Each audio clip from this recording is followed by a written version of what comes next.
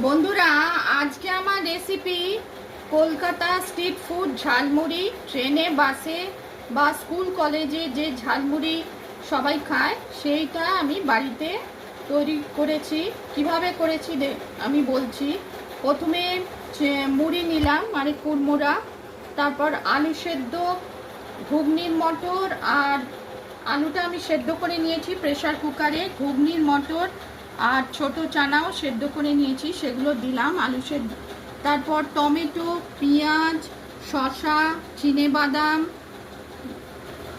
নুন, হলুদ, কাশ্মীরি মির্চ দিলাম। তারপর লেবুর রস দিয়েছিলাম, আর চানাচুর, ভুজিয়া সব একসঙ্গে দিয়ে, আম তেল, সর্ষের তেল সব দিয়ে একসঙ্গে নেড়ে চেড়ে তৈরি করলাম ঝালমুড়ি। ভাজা জিরে গুঁড়ো দিয়েছিলাম, গোলমরিচ গুঁড়ো দিয়েছিলাম টেস্টের জন্যে। রেসিপি পছন্দ হলে লাইক করবেন, চ্যানেলটিকে সাবস্ক্রাইব করার অনুরোধ রইল। টেস্টি ঝালমুড়ি সবার প্রিয়।